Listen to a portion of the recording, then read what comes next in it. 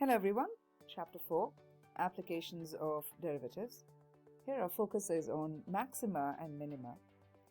And these names may sound familiar to you. It's the plural for maximum and minimum.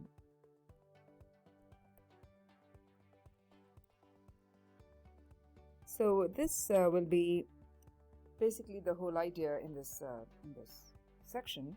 We're talking about maximum minimum values, and because they are either the lowest or the highest, we call them extreme values. There are also other names. Sometimes it will be called global values. So we're going to talk about what these mean and why it matters to us when we talk about maxima and minima, and where does it apply for us. So I'll begin with some definitions, and we'll go through some examples. So I'd like to present this graph to you, and if you see here, this is the graph of two functions. One is a cosine function, the pink one or the red one, and the other blue one is your sine function. And we are considering these functions ranging from, or the domain from negative pi over 2 to pi over 2. Okay. So if you looked at the cosine function, we can see that it starts at negative pi over 2 at 0, then reaches a peak at 1 on the y-axis, and then comes back down to 0 at pi over 2. So meaning the values, right, went from 0 and all the way to 1 and then came back to 0. So you can kind of see that the lowest value, when I say value I mean the y coordinate, right, the lowest value was 0 and the highest value was 1. The lowest values occurred at negative pi over 2 and pi over 2. The highest value occurred at 0. So you can see that I'm talking about x values, x coordinates at that point. And if we consider the blue graph, here we have the lowest value in this blue graph happens at negative pi over 2, and it reaches a value of negative 1. And the highest value happens at 1, and it occurs at pi over 2. So you can clearly see that we're looking for, in that interval, what was the lowest value and what was the highest value. And incidentally, the pink one has actually two values that are low, and they are equal, right? They both happen at 0. So we have two minimum values. So we call it minima. Okay. And then there is one maximum value, and that's maximum because it's singular. And for the blue graph, we have one minimum and one maximum. So when you're looking at the graph in totality, what is the lowest value and what is the highest value? So this leads us to the definition of absolute maximum and absolute minimum. So as the name says, it's absolutely the maximum compared to all the values in that domain, and if it's absolutely the lowest value in the domain, then we call that as the absolute minimum. What I just mentioned comes here as the definition. Let f be a function with domain D. In our case, the domain was from negative pi over 2 to pi over 2. Right? So you can see a correspondence in the definition with what we have. So domain was negative pi over 2 to pi over 2. Let f be a function. So you can choose any one of them. We'll just, for convenience sake, we'll just choose y equals sine x as a function f of x. So let f be a function of the domain D. Then f has an absolute maximum value on D. D is the domain. Has an absolute maximum value at a point C if f of x is less than or equal to f of c for all x in D. Now, coming back to the blue graph, because that's a kind of reference here, f has an absolute maximum value at a point C. So this is the point where it has an absolute maximum if this corresponding value, right, this is 1. So f of pi over 2 is 1. So we're saying this value is less than this value is the highest, so this is your C, right? So every other value is less than this value. And you can clearly see that because your y value, meaning that is your absolute maximum value, is 1, and all other values that correspond to the y-axis on your blue graph are all below 1, and that's what this means. All the f of x's are less than or equal to this particular f of c, in our case f of pi over 2, and this is true for all x that is in the domain. And that's why we fix the domain to be negative pi over 2 to pi over 2. Because because we know how sine function behaves, it's a wave pattern. If I did not fix the domain, then this graph is going to go back up, and that won't be the only maximum. It won't be the absolute maximum. Then, you can find other absolute maxima, or, things can change. So in this domain, it is absolutely the only maximum value. And the same holds true in absolute minimum. It's the opposite, I would say. So an absolute minimum value on D at C will be when f of x is greater than or equal to f of c. So we can think of how this negative pi over 2 corresponds to this value, which in turn corresponds to negative 1.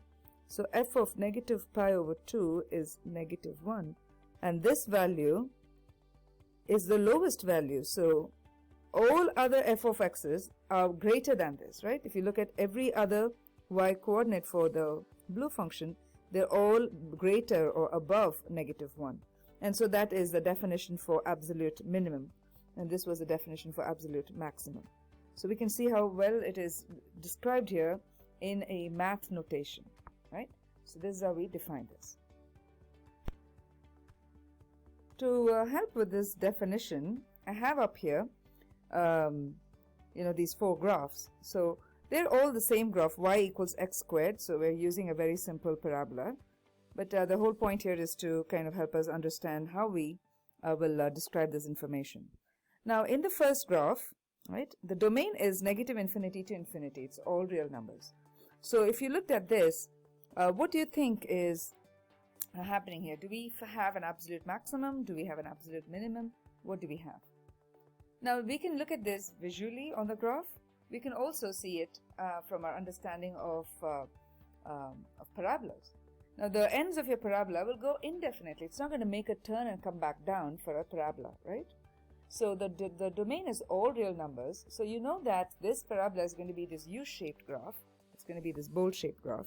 And therefore, it becomes very evident that, you do have this vertex, right? That vertex becomes the lowest point of your graph.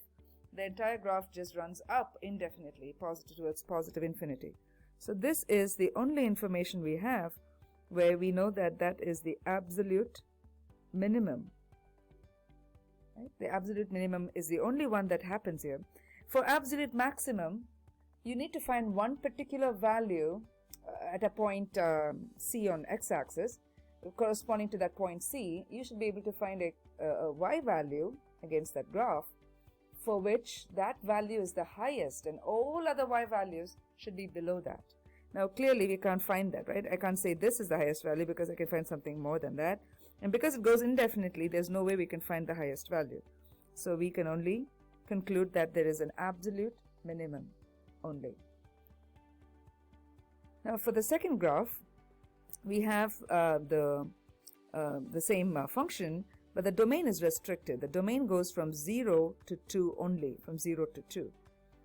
So that is your domain. So even though your graph stretches indefinitely, our focus is only based on the domain. The domain is 0 to 2. Very clearly, you can see that lowest point, you can see that that point, you have a y value. In this case, it's 0. The y value is the lowest. All other y values are going to be greater than this value. Therefore, you have an absolute minimum. Now, because of the domain kind of stops here at 2, and at 2, the corresponding y value, we know what it is going to be because you can plug in the 2 for the x squared, and you know that's going to be 4.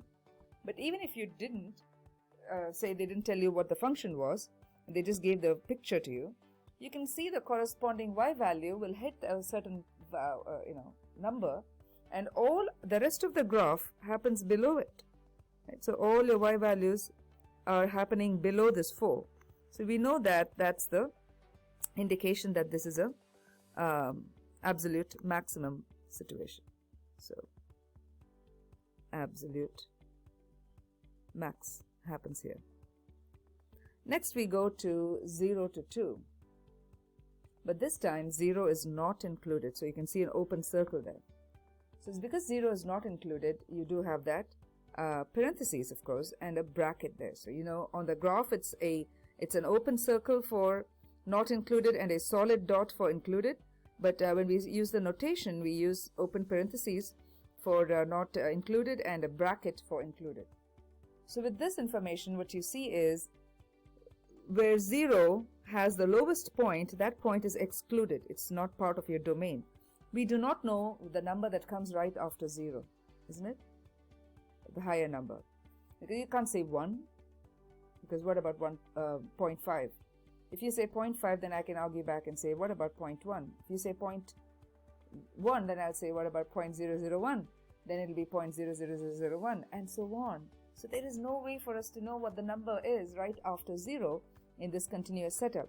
Because of that, we really cannot pinpoint to one lowest value and say that's the absolute minimum, because we can never come up with that number. Therefore, we can say that there is only an absolute maximum but no absolute minimum. So do not be tempted to use that open circle there to convert it to your absolute min. No, it's not going to work. And in the fourth picture, you have the domain restricted from 0 to 2, but 0 and 2 both are not included. You have the open circle in both these places. So here again, same dilemma that we had for 0. There is no minimum value you can pinpoint and say that's the absolute minimum. Neither can you pinpoint to an absolute maximum and say that is the value below which everything else falls. Therefore, we say no absolute min or absolute max. So I hope this illustrates the meaning or the idea here about the very need for the domain, first of all, to make sure that we're looking at the right range of values, and to also understand how the inclusion exclusion that comes as part of the domain helps us to decide about the extreme conditions, extreme values here. So if there's no absolute minimum or absolute maximum, we just say no absolute extrema, because it's in plural. So there is no extrema, absolute extrema. And if I were to kind of detail this a little bit, I will say absolute minimum of the value. You want to give the value. So the value is 0, absolute minimum of 0 at x equals 0. It's a little difficult here to see because both are 0. But we can kind of make it a little better here. Here I would say absolute minimum of 0 at x equals 0, fine. But absolute maximum value of 4 is the absolute maximum value, 4, at x equals, where does it gain its maximum value? Gains it at x equals 2. Yeah. And here also it's the same thing. Absolute maximum of 4 at x equals 2. But for the last one, there is no absolute extrema, so we just cannot say anything more than that. Based on these extreme values, you have an extreme value theorem. Let's read it and see how robust it can be to define this information. Okay? If f is continuous on a closed interval AB, then f attains both an absolute maximum value capital M and an absolute minimum value small m in this closed interval AB. That is, there are numbers x1 and x2 in AB with f of x1 equal to small m and f of x2 equal to capital M, and all other f of x's are between the small m and capital M in this interval AB. It's written so succinctly that sometimes it seems like it's a little heavy for us to follow. But if you think of it, part by part, it really helps us. It sets the premise, it sets the background and says if it has all these things, this theorem will hold true That's the thing about theorems. When theorems are written, they are written based on certain background. If your problem condition can support that background, then what is provided in the theorem will hold true. And just like properties, right? Properties are the same thing. Theorems have been tested and have been proven this way. So if f is continuous on a closed interval AB, let's see this in light of this this very example we saw previously, y equals x squared. You know y equals x squared is a continuous function, right? We know that differentiability implies continuity. It's not true the other way around. Continuity need not imply differentiability. And if you get confused at all, think of the absolute value function, you know, the V-shaped graph. The V-shaped graph is continuous, but it's not differentiable at the V point, right? Anything that's pointy, we don't have it's not differentiable at that point. So corners, we can't have that condition to hold true, the differentiability. So always remember, differentiability implies continuity. Continuity need not imply differentiability. Now, given this first sentence, let's come back to it. If f is continuous, so coming back to x squared, yes, f is continuous. And it's on a closed interval. So if you look at the first example, the first graph, it's not a closed interval. It's negative infinity to infinity. So it doesn't, right there, the premise fails, right? And if I come here to the third diagram, the third graph, it's 0 to 2, not a closed interval, doesn't work there. The fourth one, d 0 to 2, doesn't work there. So it has to work only in a closed interval. So both ends must be closed. That's what you see here. A and B both have brackets. And so if you also see, we have, this is the only condition or only picture here, the graph, where we do have absolute maximum and absolute minimum. All other places we have one or the other or none. And so you can clearly see that right there in your first sentence, that premise, that background is so important for this to hold true. So it's saying if f is continuous on a closed interval AB, then f attains both an absolute maximum, capital M, and an absolute minimum, small m, in that interval. So I'm going to kind of clear this clutter here, and let's think about this. So here we know it is going to be 4, but this green here so you can see here. This is the corresponding y value, and that is saying that's a capital M because that's the absolute maximum. And this is coinciding here, so this is a small m. So f of x1, so this will be like my x1, and this 2 is like my x2. So f of x1 is small m, and f of x2 is capital M. And you can see that all other values are in between these two, right? So the entire graph is has corresponding y values that are between small m and capital M. Very, very, very specifically mentioned there. And that's what this means, right? F of x is between m and m, or m is less than or equal to f of x, less than or equal to m, for every other x in AB, right?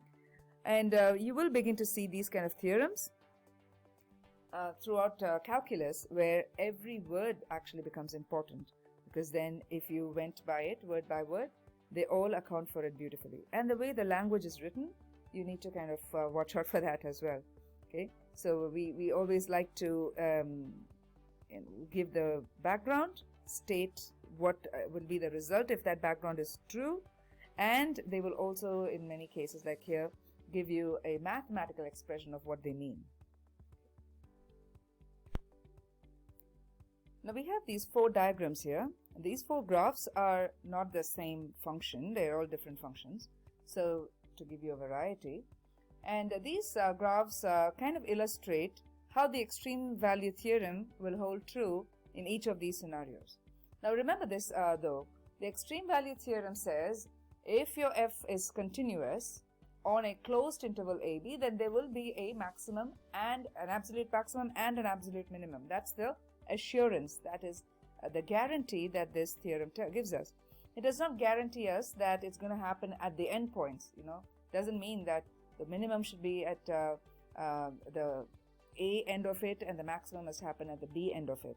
Because I don't want you to think that, because in the previous y equals x squared situation, it turned out that way. 0 to 2, 0 had the minimum and 2 had the maximum. But these ones will kind of dispel that narrow understanding, because here if you see, all these are continuous functions. So f of x in every case is a continuous function as expected on a closed interval AB. So you have the A and you have the B in every case. Okay? So with that, we have so the whole graph may still run continuously past it, but we're only focusing between A and B are included. The endpoints are included. Okay. So in the first graph, we see that your maximum, capital M, right? That maximum occurs at x2. It is some point in the interior of this closed interval AB.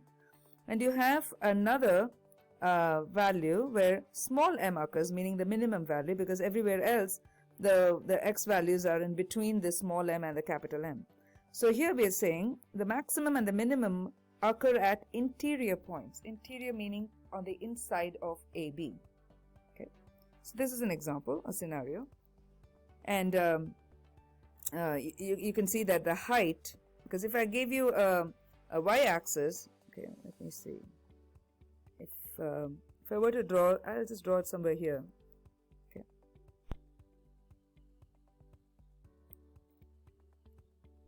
So for this y-axis, this capital M you see will be this value, right? Capital M, and this small m we see will be this small m against the y-axis.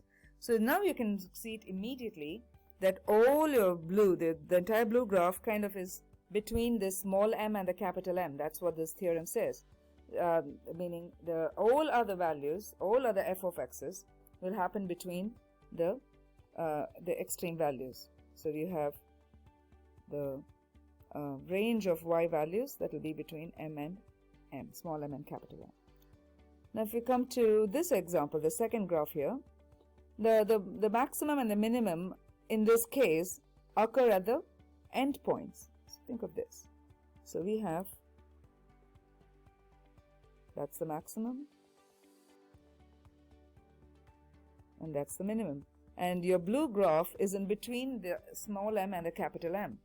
And therefore, you once again have all f of x's lying between m and m for all x's within that domain A to B. So here, in the third example, if I draw my y-axis there, here's a case where the maximum occurs at an interior point, but the minimum occurs at an end point. That's another combination that can happen. Whatever be the combination, you want it to be always to hold true. That is, all your y values must be between m and m. Doesn't matter where it occurs, right? It can occur at an end point or an interior point or a combination of an end and an interior point. You still have that. And the last scenario here shows a case where the small m, absolute minimum, it occurs at an interior point, but capital M occurs at a maximum point. The capital M occurs at an end point, B. And once again, all your y values, all the blue, the blue graph is contained between small m and capital M. So if I were to write this extreme value theorem, right, in my own words, or at least in, I shouldn't say my own words, but in mathematical symbols, it's going to look like this. So I'll say let x1, this is a mathematical symbol that looks like an E, like a stretched out E, which means belongs. Okay, x1 belongs, or x1 is an element, so it's a symbol for element.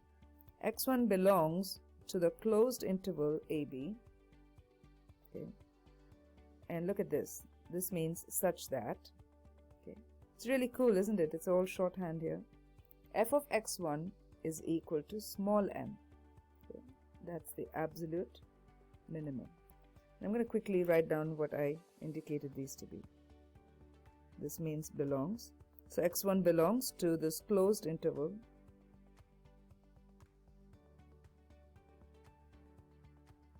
and this means such that. Okay, I remember these symbols from as a student.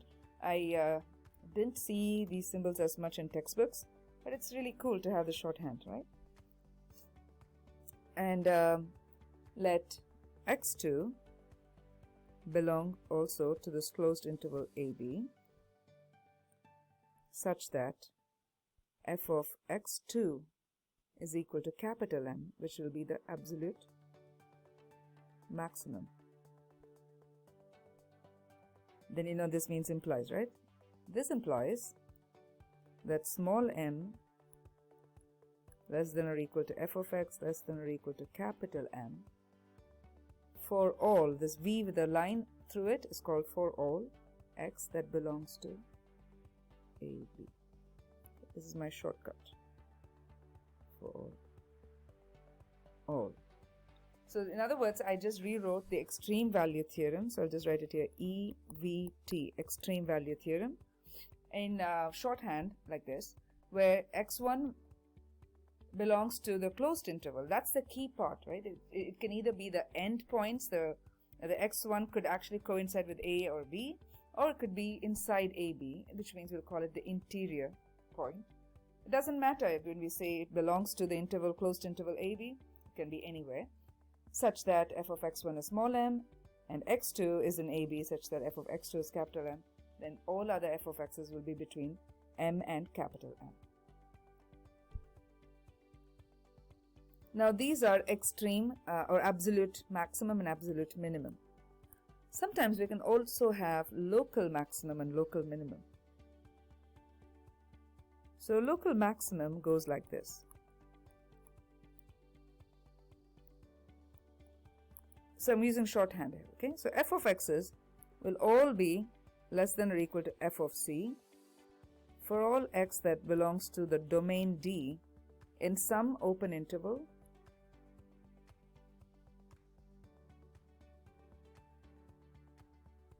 containing C. So in your broad domain, you can have locally, your graph having a peak or having a low point, and all that will happen if you had a small interval around that particular point C where this happens. And if this is true in that neighborhood around that C value, then we have a local maximum, because your f of c is above the other x's where x's are in some open interval that contains x, that contains c. That's your local maximum. Local minimum will be similar but opposite, where f of x, all other f of x's will be greater than or equal to this particular f of c for all x that is in some interval, for all x in a domain in some open interval containing c.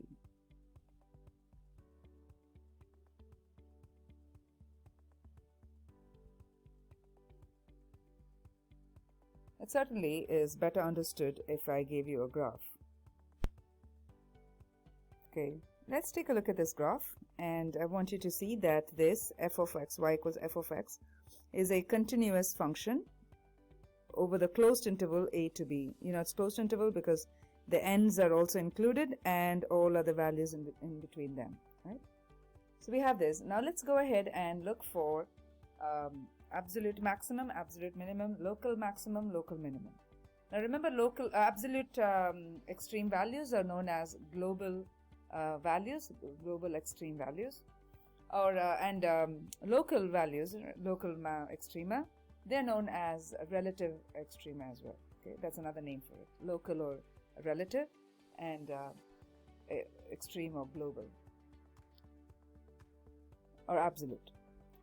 Okay, so we need to have some kind of a corresponding y value. So instead of drawing a y-axis, okay, and looking at the corresponding y values, we have these heights here below each point. So you just want to see which one has the highest, which one is the tallest, or the highest point, which one is the shortest in terms of the vertical heights. Okay. So just by inspection, first of all, we need to make sure that if EVT can be assured, right? If EVT holds true, then it really helps us. So EVT, extreme value theorem. Extreme value theorem says that f must be continuous. Yes, f is continuous on AB. So all that is good. And that's all it said. It said if f is continuous on AB, then f has both an absolute maximum and absolute minimum. I'll say guarantees both absolute max and absolute min. So we must have an absolute max and absolute min. Very clearly you can see that it's happening at D, right? This is the point where you have absolute max, and at point A it appears that this has the absolute min, because if you look at this, the E value, you have this value a little above this one, right? So that will be the absolute min.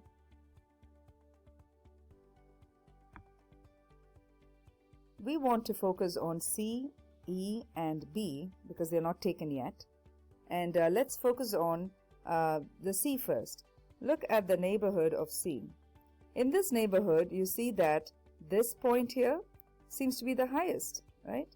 That's the tallest. So in that neighborhood all other x values or all other f of x values I should say are lower than this peak.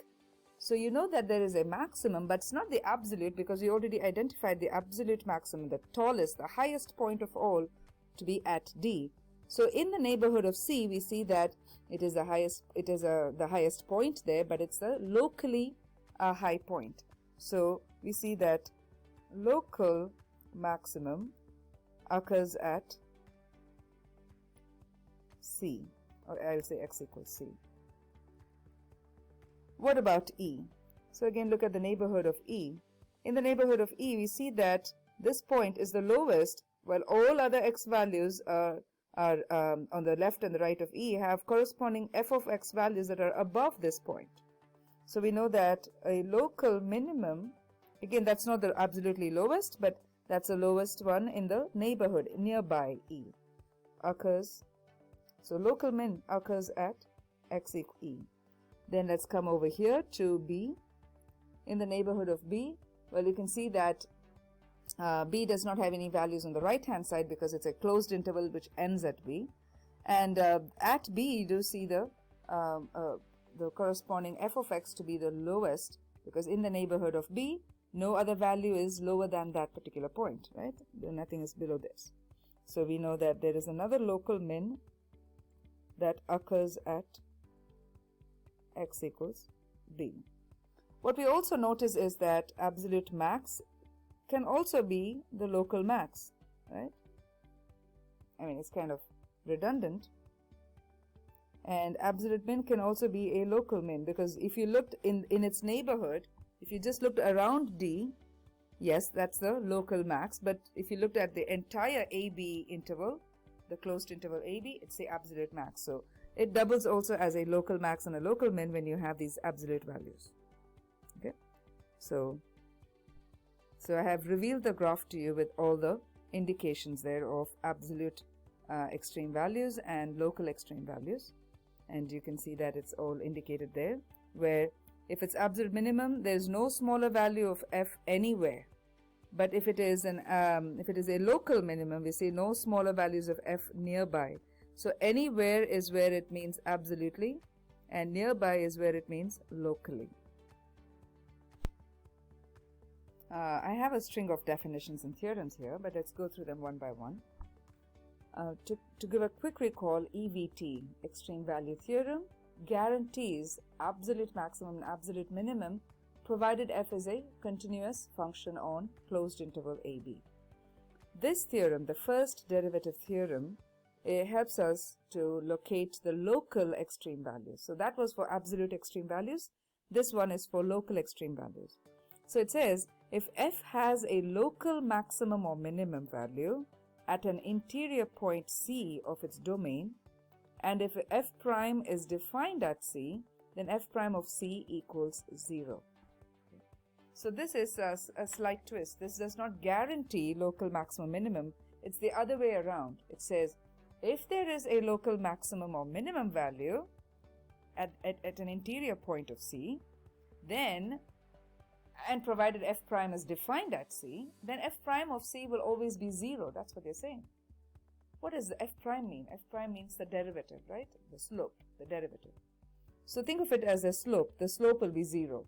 When will a slope be 0 at a point?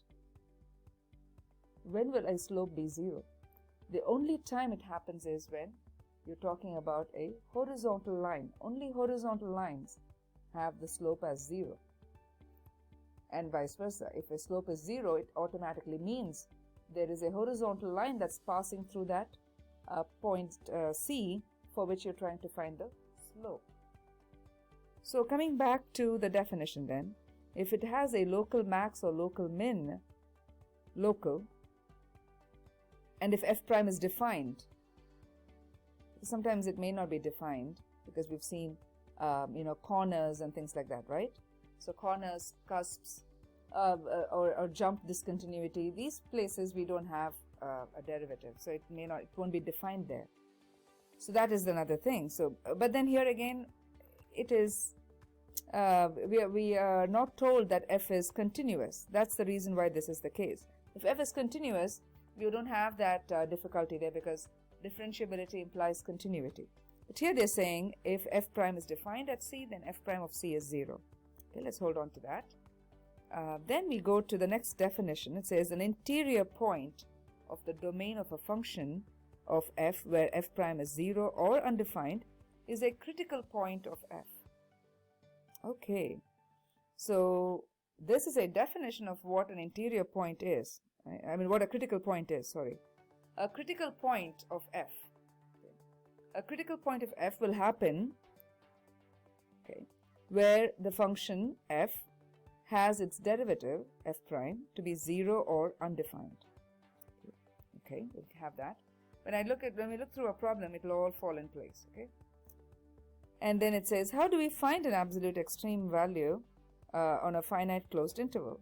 So they're saying, hey, go ahead and find all the critical points. They just define what that is. So we have to go and find all the critical points, in other words, where f prime is 0 or undefined. Then evaluate f at all those critical points. So meaning find the corresponding f value, because that will give you the maximum or the minimum value, right? The f value, the y value. So evaluate them at the critical points as well as the endpoints. Okay, sometimes the critical points can coincide with your endpoints, so that's different. But we are assuming that these critical points are most likely to happen in the interior, in which case you will also include the endpoints to evaluate. And step 3 says take the largest and smallest of these values. Makes sense, because largest would be the absolute maximum, the smallest would be the absolute minimum. Okay, so we have these 3 things. Now these will work if we did not have a graph. That's the reason why they give us these 3 steps. If a graph is given, it's visual, so you can clearly see which one is the maximum and which one is minimum. So all these 3 things we're going to use here as we come to look at some examples. As examples, I'd like to start with these graphs, and I have some more graphs, and then we'll go to functions that are defined without the visual of a graph. Okay, so just to reiterate the idea, let's take the first graph here. Can you find out from the graph upon inspection what is if the extreme values exist? Okay, so I want you to look at it in terms of EVT, okay, extreme value theorem. So you want to determine from the graph whether the function has any absolute extreme values, and then explain how your answer is consistent with the extreme value theorem. So I want to first observe and see, okay, I see that if I looked at A, and if I corresponded it with this, so clearly this one is lower. This is the lowest in this entire blue graph, and that's the highest. So the lowest I'll call a small m, and the highest capital M. then I see if the rest of the blue graph is contained between M and M. It's all looking good. So then I know that the minimum, absolute minimum, right, occurs at x equals C2, and absolute maximum occurs at x equals B. Now how do we support this? So I look at the graph and I say, okay, is this continuous? Is H continuous? Yes, H is continuous. You can see that it's continuous on the closed interval AB because the ends are included and there's no gap or anything, so you can see that it's continuous on this closed interval AB. That means EVT is assured. Okay, I'll just say EVT works. Because EVT is assured, or because EVT works, what is assured is that you do have an absolute minimum and an absolute, oops, that went too far off, absolute maximum, capital M. So EVT works implies absolute minimum at C2 and absolute maximum at B. So that was for my first one. Now if you go to the second one, once again I check if my function f is continuous. Yes, it's continuous, no breaks, no jumps, nothing, and it's between the closed interval between a and b. All good. So then once again EVT must work.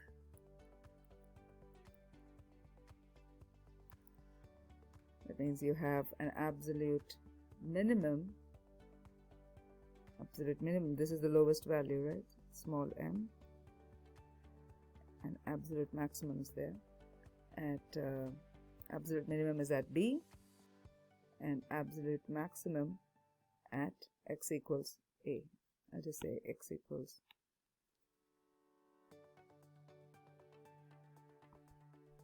wonderful. Next we go to the third graph here. Okay, is this continuous? Yes, the function looks continuous, but is it on a closed interval AB? No. In fact, it's an open interval AB, right? It's AB like this with parentheses, not the same as the closed interval AB. So right there, EVT is not assured.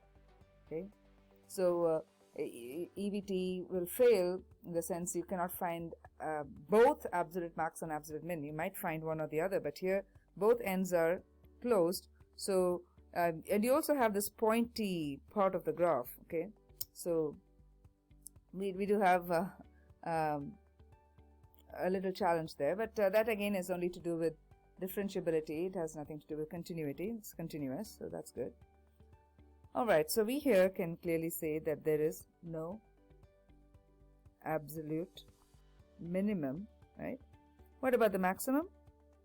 Yes, it's pointy, but then it does happen there. So absolute maximum occurs at x equals c.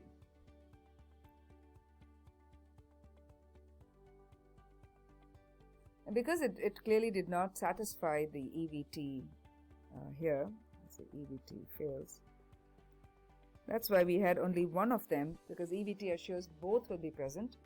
Just because EVT fails, do not assume that we do not have any extreme values. We might have extreme values, but we just don't have the guarantee that comes with EVT.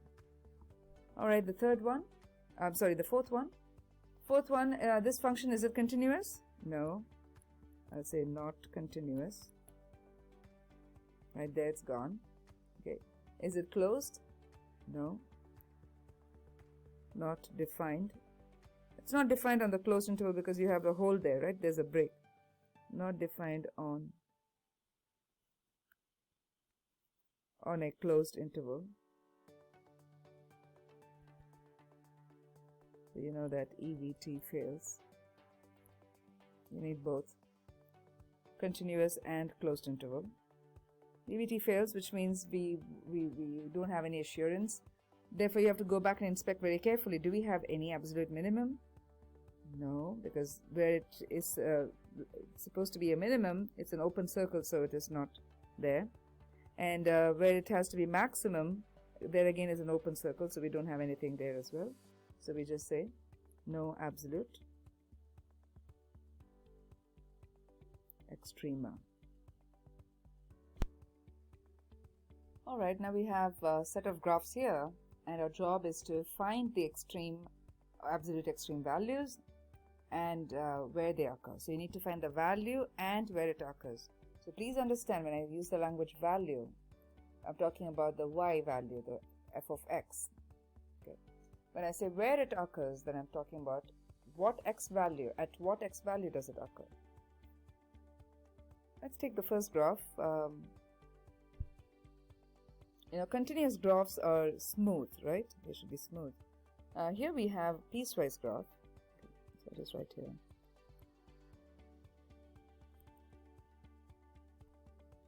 Piecewise graph, it's very likely that because the lack of continuity, right? Meaning it's continuous in its domain, in the sense of, the pieces, but it's not one smooth graph, so it's not continuous. Right? So you can have local extreme values. Okay, so EVT will not work here, so we have to look for then absolute and other local extreme values. So we have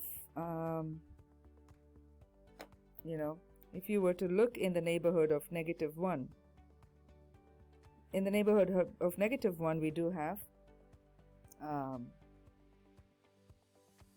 a local min, right?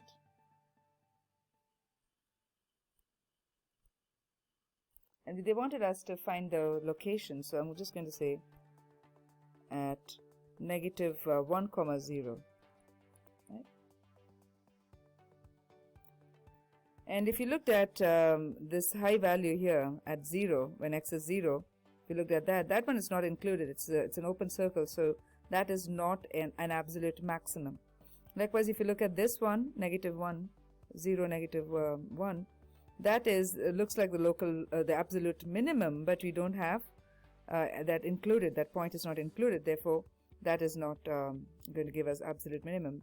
Now right in the beginning EVT failed, so there was no assurance, no guarantee of absolute maximum and absolute minimum, so we have to go hunt for them to see if they exist. But we do have local max and local min, and those things are possible, so we are looking at that. So in that sense, if I looked at the neighborhood of 1, right, because of the continuity piece there, that in the neighborhood of 1 is the maximum value. Locally, that's the max. So I'll say local maximum occurs at 1, 0. Okay, now let's look at this one here, this inverted V shape graph. So that's your absolute value function. I know absolute value functions are also piecewise functions. They have two pieces, right? One line here and another line there. So there are two pieces. The two pieces meet at that common point, so it looks like one continuous function. Therefore, it is continuous. Okay, so it is continuous. Is it on a closed interval? Absolutely. It's between -2 and 2. So it's continuous and it's a closed interval. So let me write that here. Continuous and closed interval. That means EVT works. If EVT works, then we know that we're going to have an absolute maximum and absolute minimum.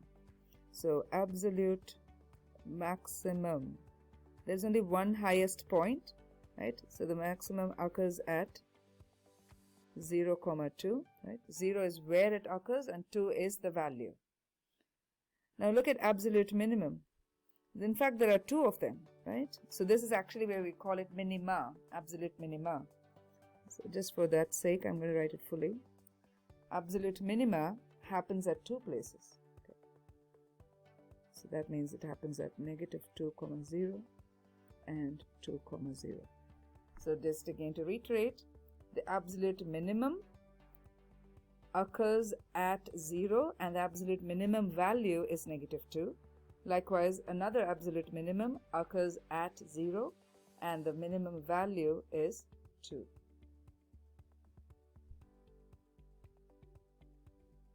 Let's go to the third graph. Okay. Now, is this continuous? It's continuous but not closed interval, right? Because you can clearly see it's from 0 to 2,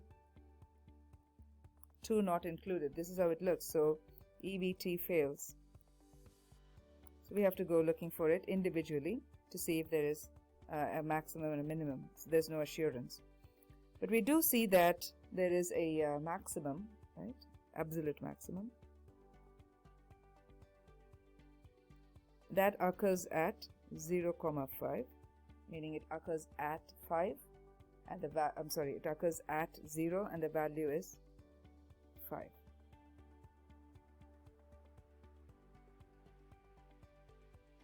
Is there an absolute minimum? No absolute minimum. EBT fails, so there is no guarantee for that.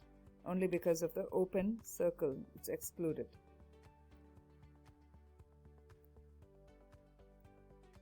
Let's go to the last one. Is it continuous? Yes, it is. It looks like piecewise functions. It looks like many pieces, but it's one continuous flow. You don't have any jumps or any other discontinuity. So we know that it is continuous and closed interval. So this means EBT will work. So look for the lowest value, that's happening at 0 and the value is -1. So I'll say absolute minimum at 0, -1. And because of the assurance, we know there's an absolute maximum, and that's happening there. And that is, they gave us the coordinate because we couldn't find the corresponding x value there, so that's really nice. So absolute maximum occurs at 1,2. So it occurs at the x value 1, and the value itself is 2. Then do we have any local extrema? So you do see that in the neighborhood for around -3, right? That seems to be the highest point. So we do have local max at -3, 0. Is there a local min? Absolute minimum is also a local minimum, so that's there. But if you look in the neighborhood of 2, right, in this neighborhood, this point is the lowest. And so absolute local min occurs at 2, 0. That was an interesting case there. So we saw a lot of graphs. Now let's do them algebraically by looking at the function given to us and using the EBT as well as the first derivative theorem. We haven't used that theorem yet because that theorem is applied in the function format. So I quickly scroll back to the first derivative theorem, the critical point definition, and how to find it, just for us to have a quick view. So we're saying if f has a local max or min, and if f prime is defined, then f prime of c will be 0. Critical point is a point, an interior point in the domain of a function where f prime is either 0 or f prime is undefined. And then to find what the absolute extrema will be, we'll have to find all the critical points and then evaluate the function f at those critical points as well as the endpoints, and then figure out which one is the highest, which one is the smallest, and that will tell us the maximum and the minimum. Okay, so keeping this in mind, we'll look at some function examples. So here's the question. It says find the absolute max and min values of f of x equals x squared on this domain -2 to 1. We looked at some examples from 0 to 2 in the beginning, right? So just starting off with simple ones. Okay, so first of all, is this function differentiable, right, over its entire domain? So we have, if we had a graph to look at, then we can see if it's continuous, right? We can see if it's continuous, if there's any discontinuity or jump or things like that. So here we have to find if it is differentiable, because that was that's important for us to know if f prime is defined or not, right? So if So you have to kind of examine the function itself. The function is a polynomial. So polynomials are differentiable over the entire domain. Okay. So I'll just come back here and say polynomials are differentiable over their entire domain. There's no break or gaps.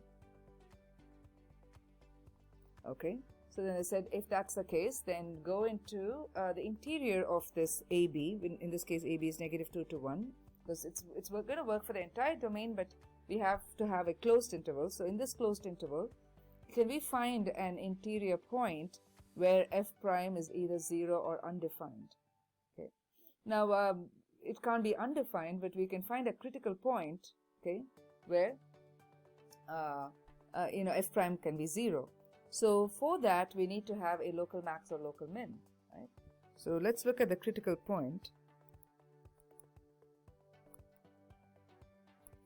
So we're told that the critical point will happen where either f prime of C is 0 or f prime of C is undefined. Because this is a differentiable function, it's very likely that f prime of C is equal to 0, right? So then let's find first of all f prime of x and then figure out where it becomes 0. Okay. So f prime of x is x squared, right? So find its derivative. Derivative will be 2x and set this equal to 0. This implies this 2x can be equal to 0 only if x is equal to 0. Okay. Therefore, now our critical points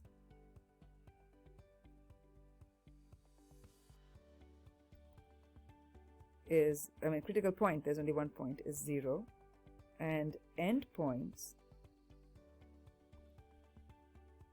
are x equals -2 and x equals 1, which means we have to evaluate, right, the function f at these points. So if you plug in 0 in the function, 0 squared is 0,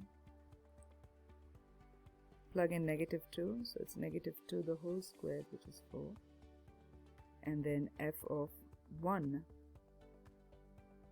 squared is 1. Now look at these three values and choose the maximum value. Okay, so I'll say the largest value is 4, right? Among these three, the largest value is 4, which means this implies absolute maximum, I'll just say absolute maximum value of 4 occurs at, the 4 occurred at when x was equal to -2. Okay, so it actually happened at that endpoint. And then among these, 0, right, is the smallest. 0, 4, and 1. 0 is the smallest. Okay. So smallest value, this implies absolute minimum value of 0 occurs at x equals 0. So in this case, one was an end point, the other one was an interior point. So we used the 3 steps that they gave us to find the absolute extrema of a continuous function on a closed interval AB. So here we had to find the critical point by setting the first derivative. That's the first derivative idea here. Setting the first derivative to 0, or taking the derivative of the given function, the slope, and setting it to 0 to find where it becomes 0. And those points plus the end points, evaluate their functions, and then choose the highest value as the maximum, absolute maximum, and the lowest value as the absolute minimum. And we know because of EVT, you will find the highest value, you'll find the lowest value. We're doing everything theoretically, we're doing everything algebraically without actually looking at a graph. Okay, I'd like to do a few problems here, and so this will be the general instruction for that. Find the absolute maximum and minimum values of each function on the given interval, then graph the function. Identify the points on the graph where the absolute extrema occurs and include their coordinates. Okay. And our first problem will be f of x is 2 over 3x minus 5, and then it's going to be negative 2 less than or equal to x less than or equal to 3. Take a look at this, and you'll see that we have the closed interval given to us, negative 2 to 3, right? Very, very obviously given to us there. And then 2 over 3x minus 5 is basically a line, right? This is a linear function, y equals mx plus b format. So looking at the details from algebra, we know that this is a continuous function. So this is a continuous function because it's linear. Oops. Continuous function and a closed interval. You know, the closed interval is from negative 2 to 3. We know it is closed because of the less than equal to bar. The equals bar tells us it's closed. Okay, so because of this, we know EBT works.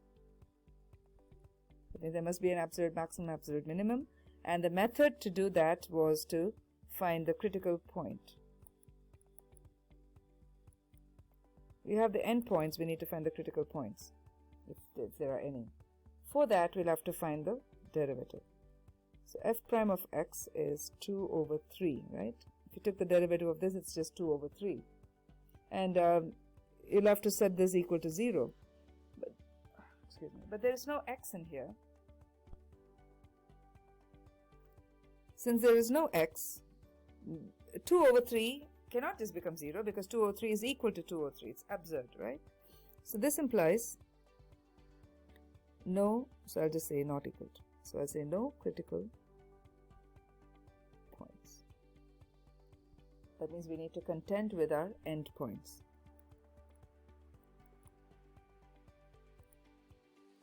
The endpoints would be x equals negative 2, which implies f of negative 2, that's what you want to evaluate. That will be 2 over 3 times negative 2 minus 5. Compute this, you'll get negative 19 over 3. And then x equals 3. Plug that in again in your function. 2 over 3 times 3 minus 5.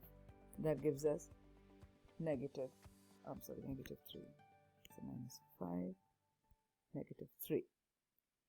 2 minus 5. Now look at these two numbers and figure out which one is smaller. Okay, so this is definitely,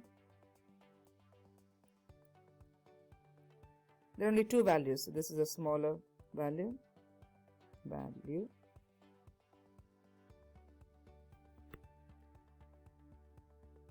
and this is the largest or larger value in this case.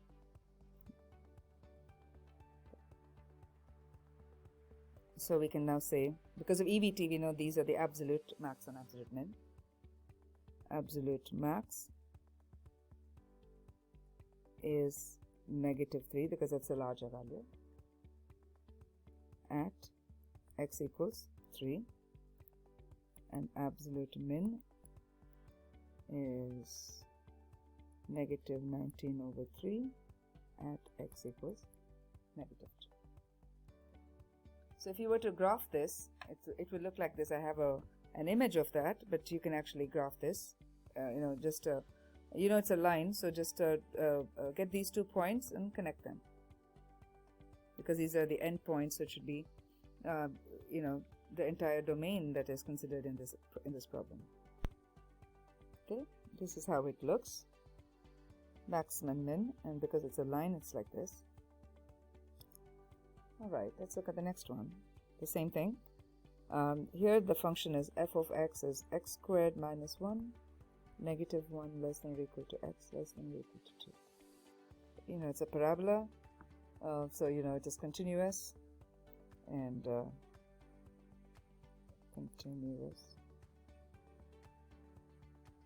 closed interval. This implies EBT works. So let's find the derivative then, to find the critical point. it's going to be 2x equals 0, which implies x equals 0. This becomes a critical point, and then we have the endpoints.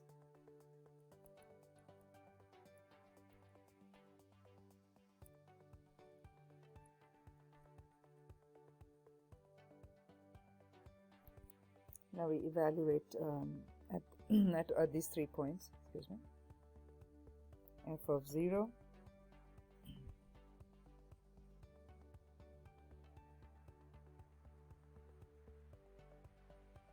-1, f of -1,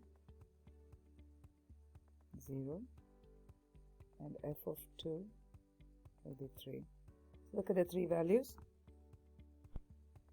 And this implies this is the absolute min.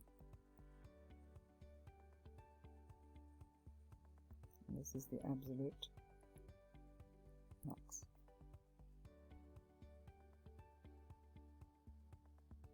And what we see is you have these 3 points now, right? So go ahead and plot these points and connect them as a parabola, as a curve, because you know that that's important in graphing this, to sketch the graph over the domain. And that's the parabola you'll get when you graph it. The next problem is, let's say f of x is x power 5 over 3, and the domain for it is -1 less than or equal to x less than or equal to 8. So you know x power 5 over 3, you know it is a continuous function, and this is a closed interval from -1 to 8, so EVT works.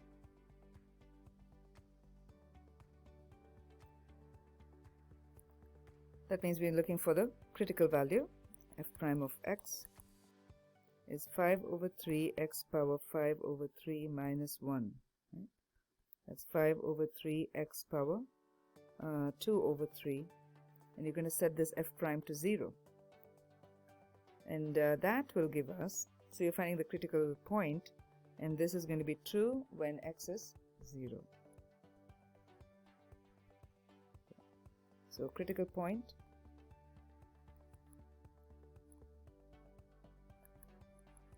is x equals 0, and of course you need the endpoints, x equals -1 and x equals 8, and right here we'll evaluate what they give us. F of 0 is 0, f of -1 is -1, and f of 8 power 5 over 3, okay, cube root of 3, which is 2, and 2 power 5 is 32. Got that? So out of these, -1 is the smallest and 32 is the largest. Okay. This implies absolute minimum value is -1, and it occurs at x equals -1. Absolute max value is 32, and it occurs at x equals 8.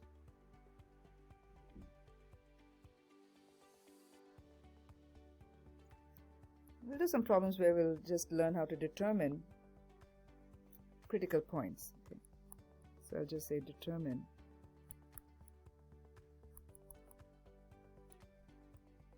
critical points.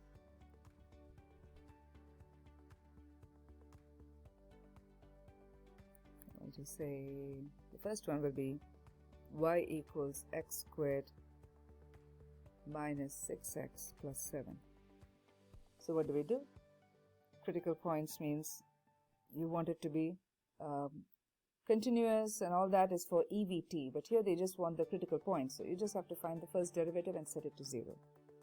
So I'll just say critical point implies set first derivative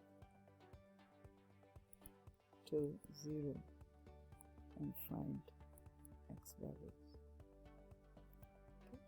So you're solving for x basically.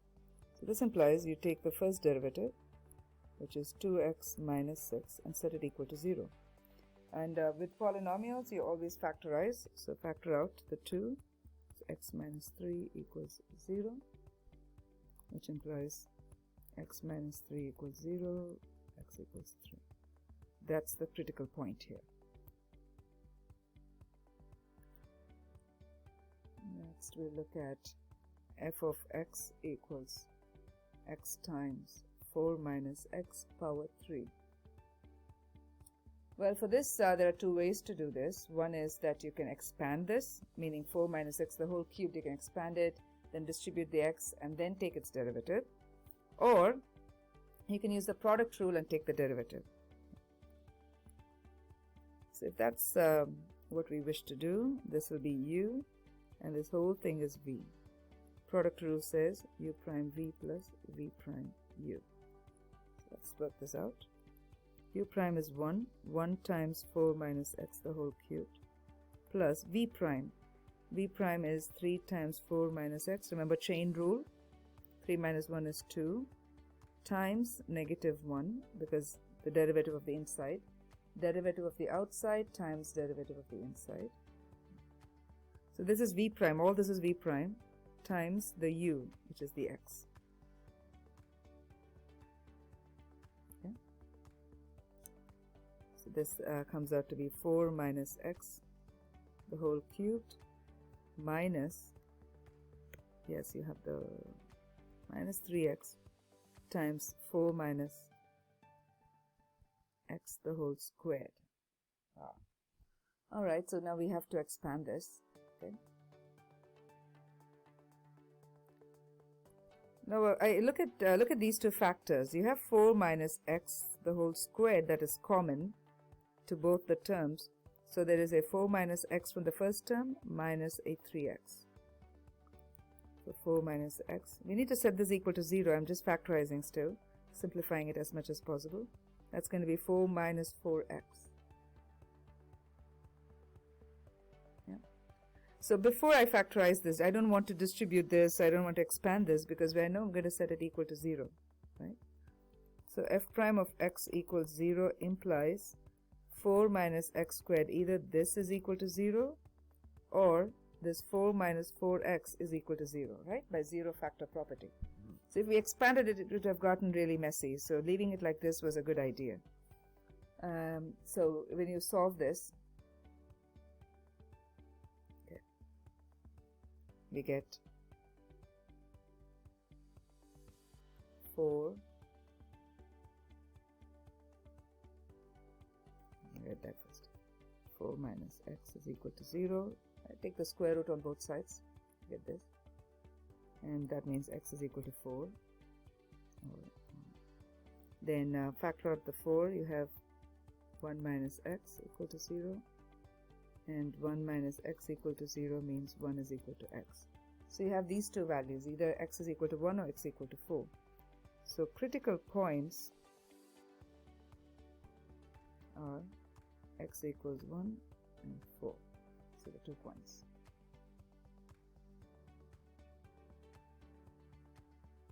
Yeah. Another one.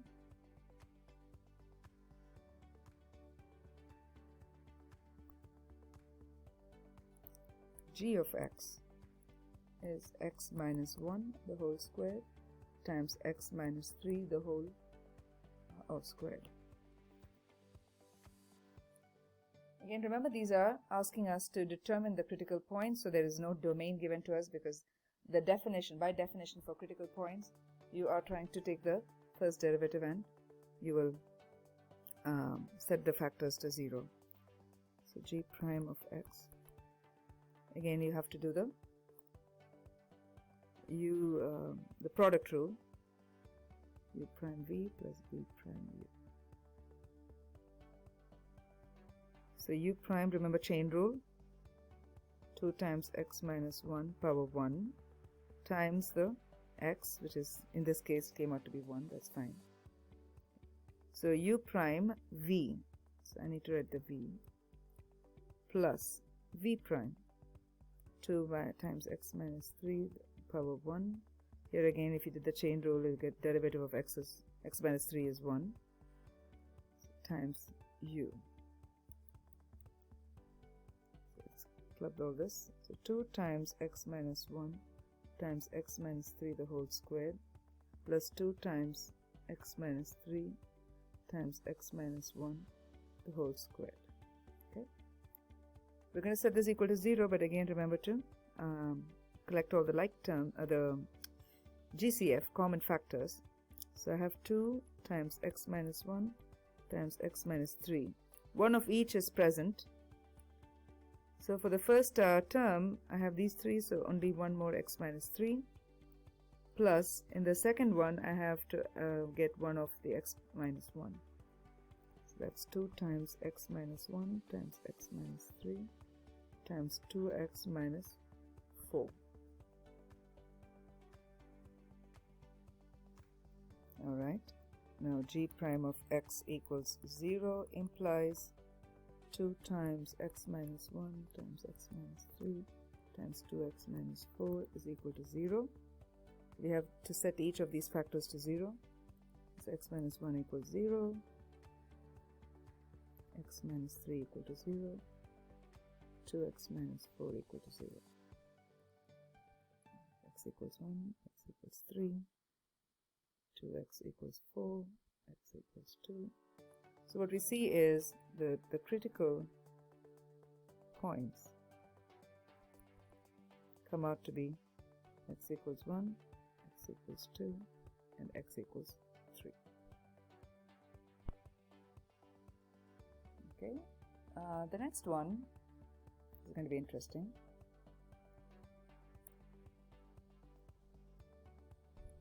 P of x is given to be x minus 4 over negative 4x squared plus 4. So we need to find the critical points. Again, remember, you always fall back on the definition. So if we are given the function, we need to find the first derivative, and if you again go back to the very definition of critical points, for convenience, let me write that here.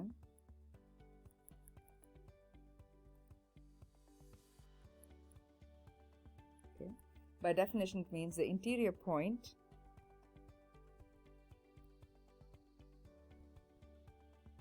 of a domain. They're not saying closed interval, right? Whatever is the natural domain or the domain that's indicated in the problem.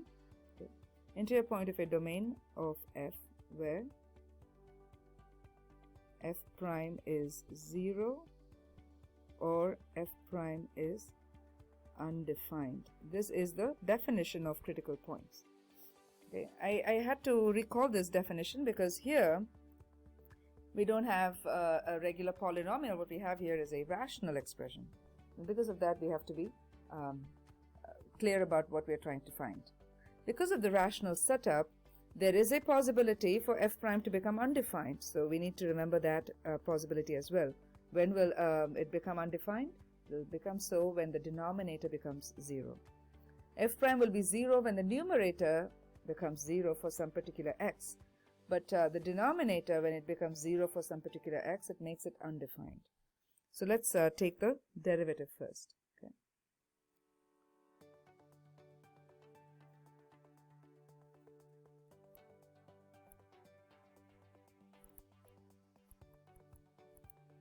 That will be p prime of x. Oh, let me first write p of x here, just because of the u and the v, right?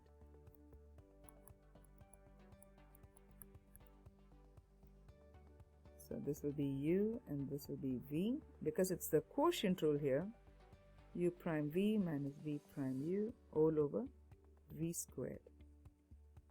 Let's do that. U prime is derivative of this numerator, so that's 1, right? Derivative of x. 1 times negative 4x squared plus 4 minus v prime. V prime will be negative 8x, right? 4 times 2, 8x, plus the 0, times u, all over negative 4x squared plus 4, the whole squared. Okay. So that's negative 4x squared plus 4. This is a plus, right? Plus 8x. So plus 8x times the x, plus 8x squared, plus 8x times negative 4, minus 32x, all over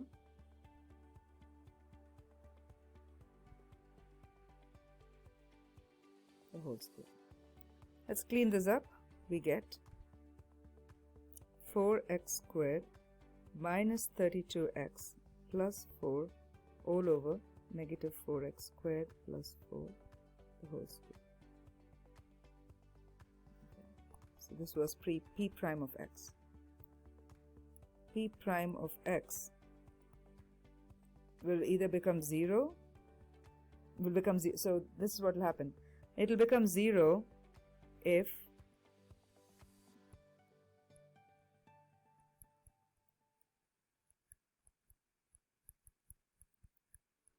this whole thing is equal to 0. P prime of x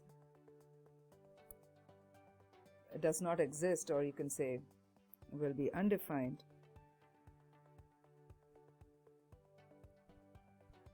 if negative 4x squared plus 4, this denominator, is equal to 0, right?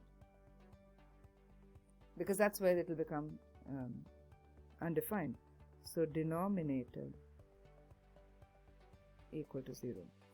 For it to be equal, for p prime to be equal to 0, it's enough that the numerator was equal to 0. So we can kind of see that quick connection here. P prime of x equals 0 implies numerator, meaning you have to set the numerator to 0. P prime of x undefined means you set the denominators to 0. Alright, so I will work on the numerator. 4x squared minus 32x plus 4 equal to 0. See if you can do the x method, the AC method, and all that. If nothing works, you can go for the quadratic formula. I'm going to use the quadratic formula. So A is 4, B is negative 32, C is 4.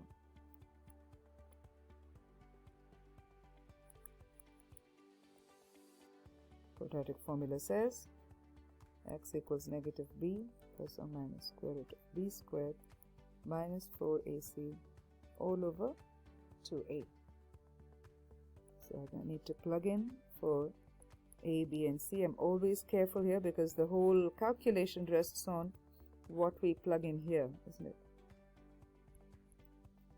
Okay, let's enter in the values. So b is negative 32, a is 4, c is 4, a is 4. Okay, plug those all in, and that gives us negative negative positive 32 plus or minus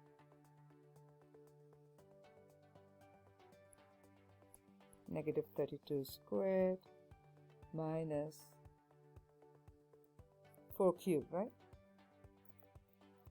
64 all over 8. Okay, of course, do the computation, and that gives us 32 plus or minus square root of 960 over 8. You can't use a calculator because you have to give the answer as a radical. You can't leave it as a decimal. So when you do this, remember to split this up, right, as a perfect radical. Because if it's not already a perfect radical, you have to split it up so that you get one of the factors to be a perfect square and the other one another factor. So you get 32 plus or minus 8 root 15 over 8. When you do that, this is how it comes out. And so that will be now factor out an 8. So that will give you 4 plus or minus square root of 15 all over 8. You cannot just cancel off this 8 with this 8. Okay, please never do that. That's absolutely impossible in math. It's not a valid move. You have to factor it out so that you can cancel off what is common. And so that leaves us with, where were we? We kind of forget where we started, right? So this was all finding p prime. Let me take you back here. We were trying to find p prime of x equal to 0. So I set the numerator to 0, and this is what it takes me. So p prime of x equals 0 if x is equal to 4 plus root 15, and if x is equal to 4 minus root 15. Okay. Now p prime of x is undefined when the denominator is set equal to 0. So the denominator for p prime was negative 4x squared plus 4 the whole squared equal to 0. So if you think about this, what is the x value that will make this expression to be 0? What choice of x value will make this 0? So try negative x, some negative value for x, say negative 2. Negative 2 the whole square will be positive 4. Okay, so positive 4, that's not going to make it 0. Okay, what about when x is 0? When x is 0, you have negative 4 times 0, that's going to be 0. So basically it's 4 squared. That's not 0. When x is positive, positive 2, 2 squared is 4. Again, that's not 0. So I'm just trying to write here, okay? When x is negative, it implies p prime of x. I'm sorry, I'll just say the denominator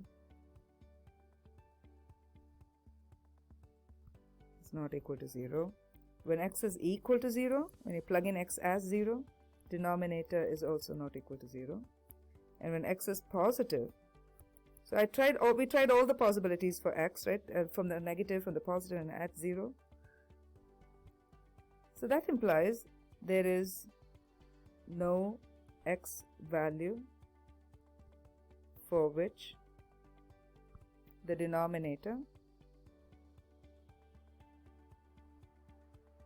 is 0, just because of that square situation, right? So there was nothing that made it 0. This implies p prime of x will not be undefined for any x. So then collecting all the x's where p prime is 0 and collecting all the x's where p prime is undefined, we see that the critical values are just those two radical expressions, 4 plus root 15 and x equals 4 minus root 15. That's it. Just wind up with this thought though. For our first derivative test, we didn't really do any problem based on that. We will be looking at that, of course, in the forthcoming lectures. But first derivative theorem says if f has a local max or local min,